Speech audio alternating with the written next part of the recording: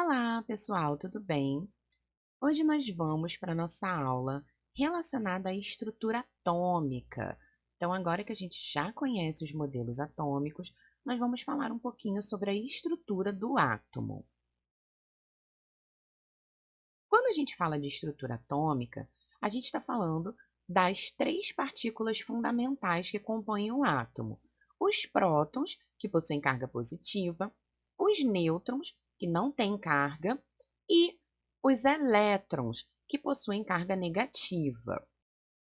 Toda matéria é formada de átomos e cada elemento químico vai possuir átomos diferentes.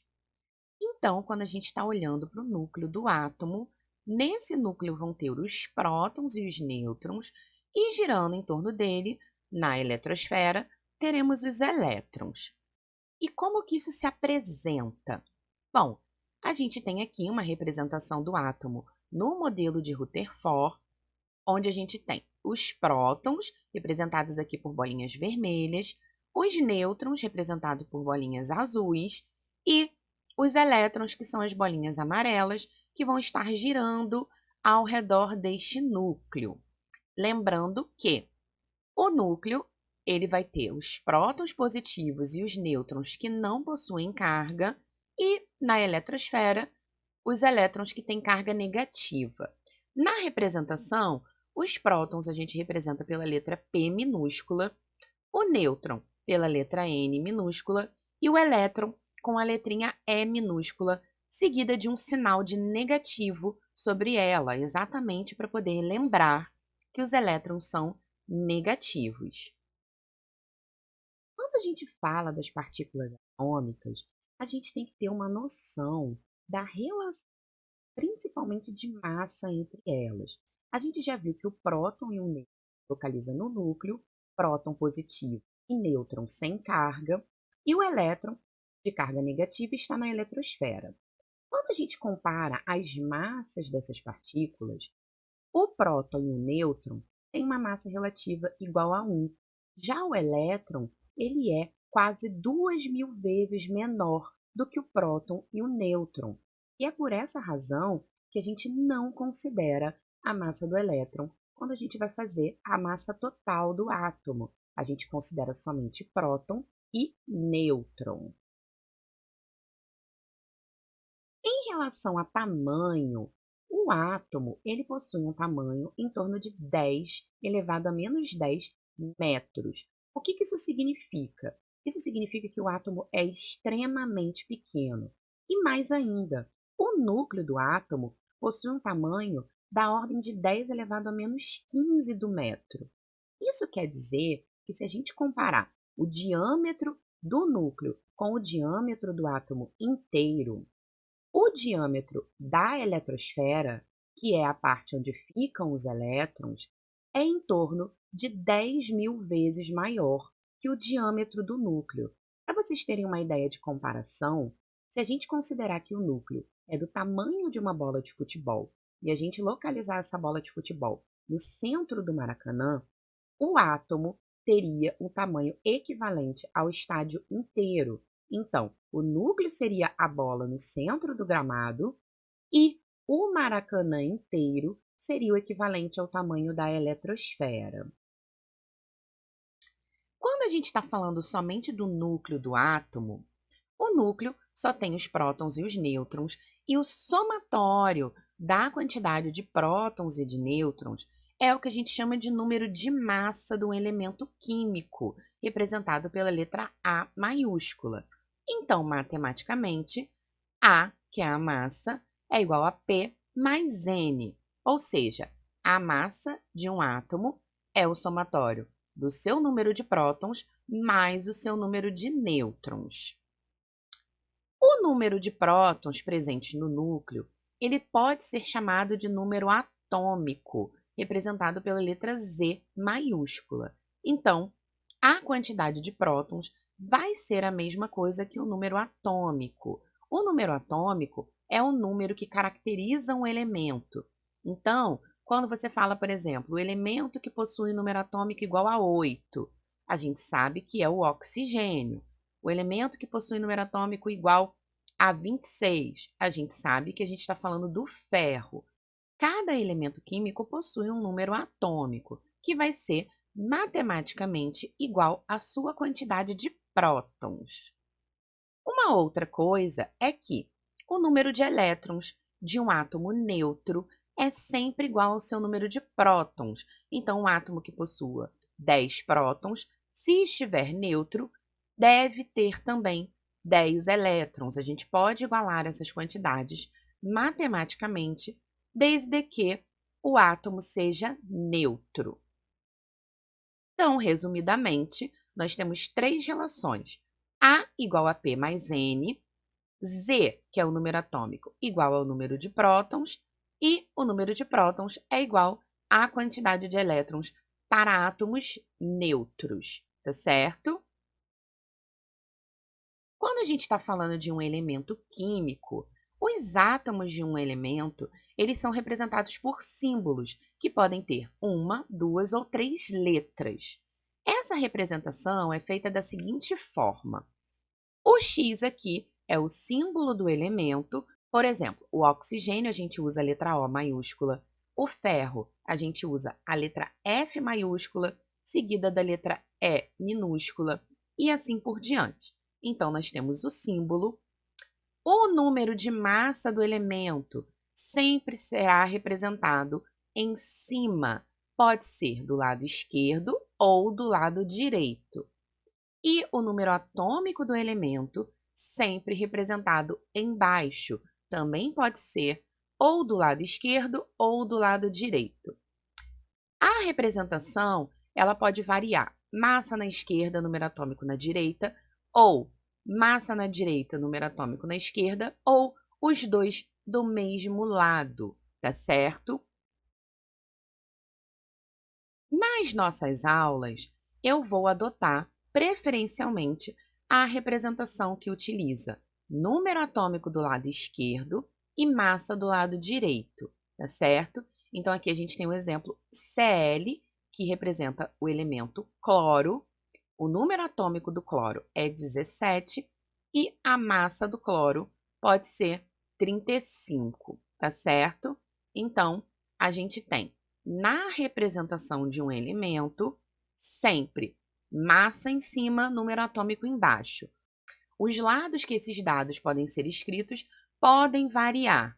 O que a gente não pode trocar é escrever massa embaixo e número atômico em cima, tá certo? Vamos fazer um exercício.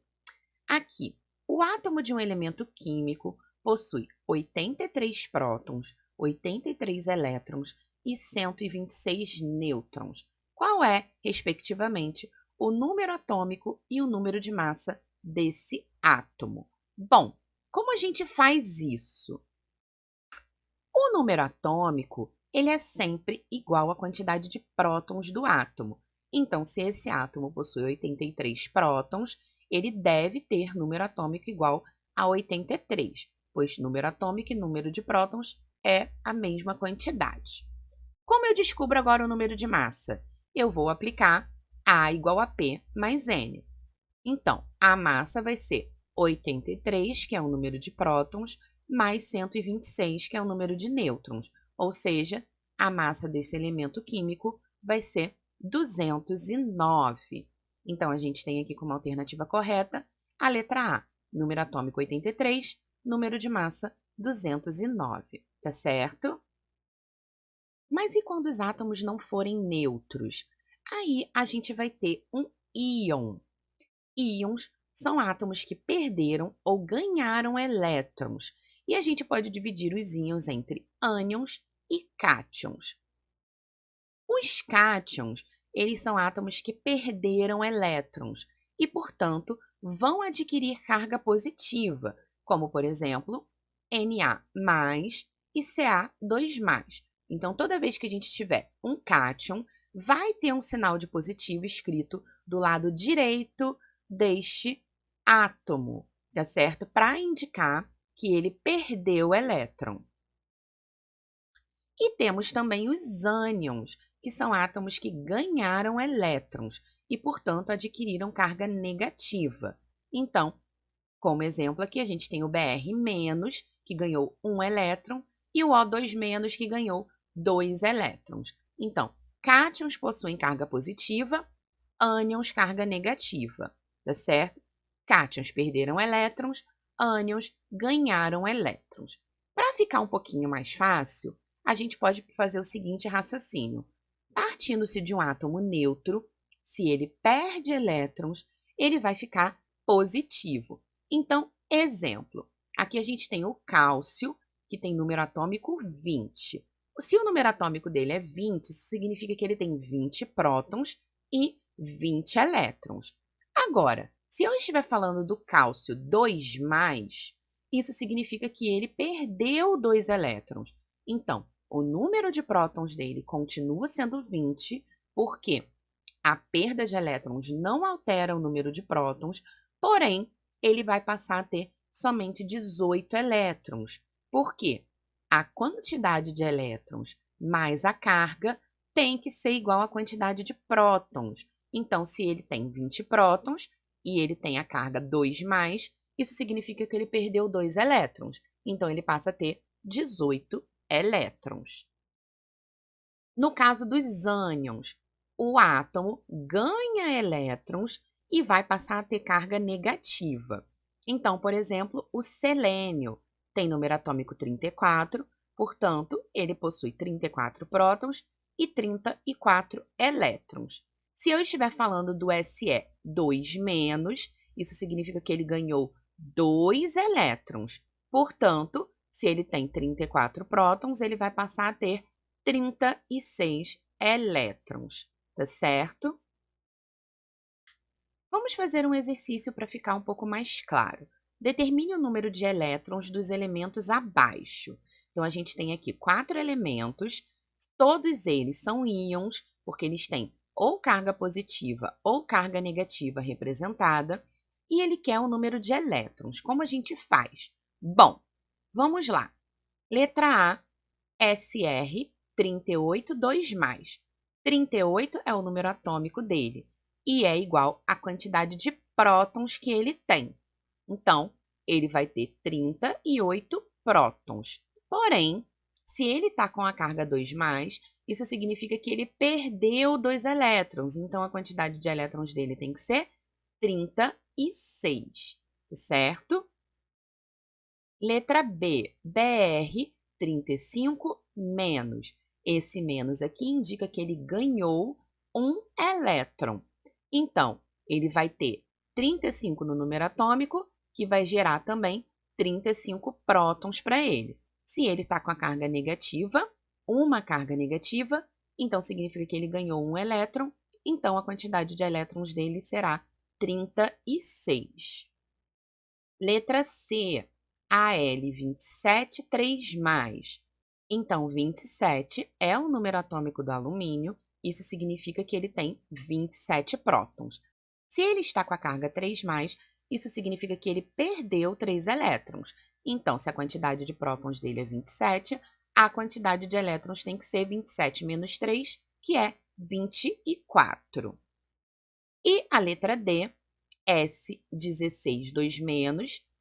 16 é o número atômico do enxofre. Se ele está com a carga 2-, significa que ele ganhou 2 elétrons.